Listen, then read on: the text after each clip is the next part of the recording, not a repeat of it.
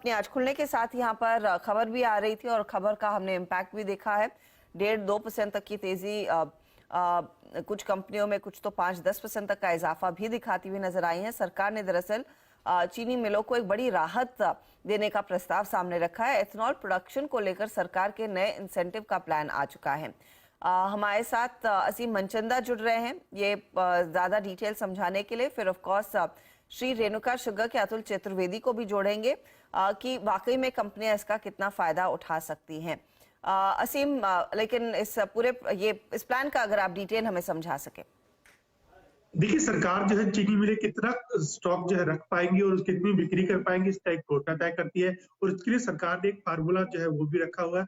अब सरकार ने उस फार्मूले के अंदर बदलाव किया है और कहा कि अगर आप एथेनॉल के लिए डाइवर्शन करते हैं चीनी का, तो आपके ऊपर आपको 100% इंसेंटिव मिलेंगे। इसे आप कुछ इस तरह समझिए, अगर आप 10,000 टन चीनी का आपका स्टॉक रखते हैं और 2,000 टन आप जो है करीब उसका एथेनॉल के लिए डाइवर्ट करते हैं, तो आपको 12,000 टन के ऊपर इंसेंटिव जो है मिलेंगे, जो कि पहले 10,000 के ऊपर मिलते थे। तो इससे कुल मिलाकर के चीनी मिलों को फायदा होगा और मंथली स्टॉक होल्डिंग लिमिट जो है वो भी बढ़ेगी और उनका बिक्री का कोटा भी बढ़ेगा। तो इसलिए आप चीनी मिलों के शेयर के अंदर आप तेजी जो है देख रहे हैं। तो ये सरकार ने नया फार्मूला जनवरी 2023 से लागू कर दिया, यानी कि जो नया सीजन शुरू हो चुका है, तो इसमें चीनी मिलों को ये नए फार्मूले के तहत अपना स्टॉक होल्डिंग रखने को मिलेगा और बिक्री करने को मिलेगा। तो इससे सीधे सीधे चीनी मिलों को फायदा होगा। चलिए, शुक्रिया आप असीम इस जानकारी के लिए। और अब इस कॉन्वर्सेशन को आगे बढ़ाते हैं और अब हमारे साथ जुड़ रहे हैं Atul Chaturvedi, chairman Shri Renuka sugars. Chaturvedi ji, good afternoon. पहला रिएक्शन आपका इस न्यूज़ को लेकर, क्योंकि आज काफ़ी हमने एक शुगर स्टॉक्स में काफ़ी तेज़ी देखी है। As management of a company, आपके हिसाब से कितना फ़ायदा होगा? Very very good afternoon. ये definitely it's a move in the right direction. क्या होता था, जो फैक्ट्रीज जिनके पास डिस्टिलरीज हैं वो इस पीरियड में वो एथेनॉल बनाती हैं फ्रॉम केन जूस, तो वो उनका स्टॉक से तो घट जाता था और उसका जो क्लोजिंग स्टॉक उनका शुगर का रहता था वो ऑब्वियसली घटा हुआ रहता था। तो उनको जो एलोकेशन मिलता था नेक्स्ट मंथ का, वो रिड्यूस्ड लेवल पे मिलता था। तो मैं समझता हूँ इसके बाद इससे डेफिनेटली डाइवर्जन को भी इंसेंटिव मिलेगा। और शुगर इंडस्ट्री की जो सबसे बड़ी प्रॉब्लम रहती है वो रहती है इंटरेस्ट की। तो अब क्योंकि अगर इसको स्टॉक में गिन लिया जाएगा तो एलोकेशन फॉर सेल्स बढ़ेगा। तो ये डेफिनेटली शुगर इंडस्ट्री जो जिनके पास बैकवर्ड इंटीग्रेशन है और फॉरवर्ड इंटीग्रेशन है इसमें डिस्टिलरीज में, उनके लिए डेफिनेटली फायदेमंद है। तो इट्स अ वेलकम मूव।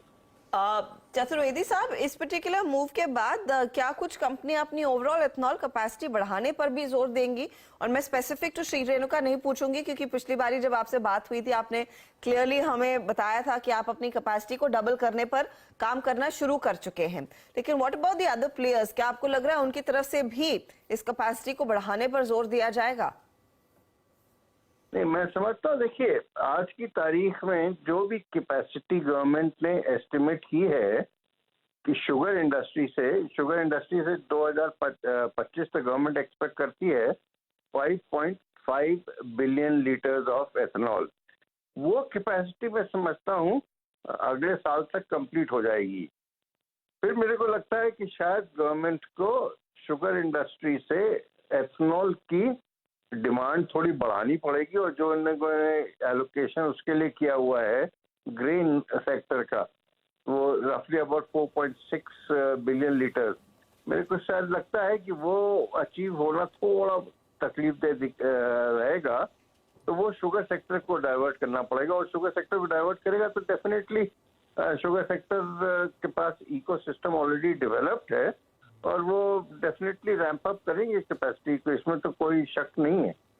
तो अच्छा चतुर्वेदी जी, ओवरऑल बिजनेस कैसा चल रहा है? क्योंकि काफी सिक्लिकलिटी होती है आपकी बिजनेस में। ये साल कैसा रहने की उम्मीद है? देखिए, साइक्लिकलिटी वाला जो वर्ड है ना, वो हम लोग पिछले 2 साल से भूल चुके हैं। अब आज की तारीख में sugar industry is no longer cyclical in nature और बड़ी ये एथेनॉल का जो प्ले हुआ है एथेनॉल आने से, तो डेफिनेटली ये बड़ी सस्टेनेबल इंडस्ट्री हो गई है।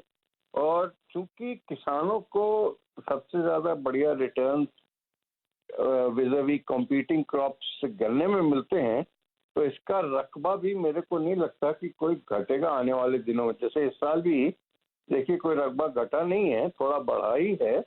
और मोरलेस क्रॉप के भी नंबर्स जो दिखाई दे रहे हैं, वो अब तो आधा सीजन निकल गया है, वो मोरलेस अच्छा ही दिखाई दे रहा है, तो कोई प्रॉब्लम नहीं दिखाई देगी। मैं समझता हूँ नेक्स्ट ईयर भी कोई शुगर इंडस्ट्री के लिए तो इट्स गुड, वो क्योंकि अपने पास आउटलेट हो गया है ना आज की तारीख में एथेनॉल का, तो that is a big game changer. और ग्लोबली प्राइसेस के लिहाज से कोई आप इंसाइट दे पाएंगे कि किस डायरेक्शन में कंसीडरिंग द डिमांड सिनेरियो, क्योंकि उसकी ज्यादा पकड़ आपके हाथ में होगी एट द मोमेंट?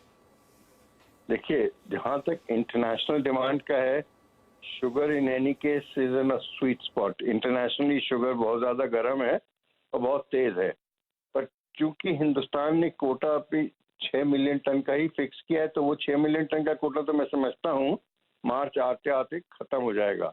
और अगर जो क्रॉप नंबर्स हम लोग एक्सपेक्ट करते हैं कि इतने हों, अगर वो हो जाते हैं, हो सकता है कि गवर्नमेंट को रिक्वेस्ट भी हम लोगों ने की हुई है कि आप 2 मिलियन टन और परमिट करें इंडस्ट्री को।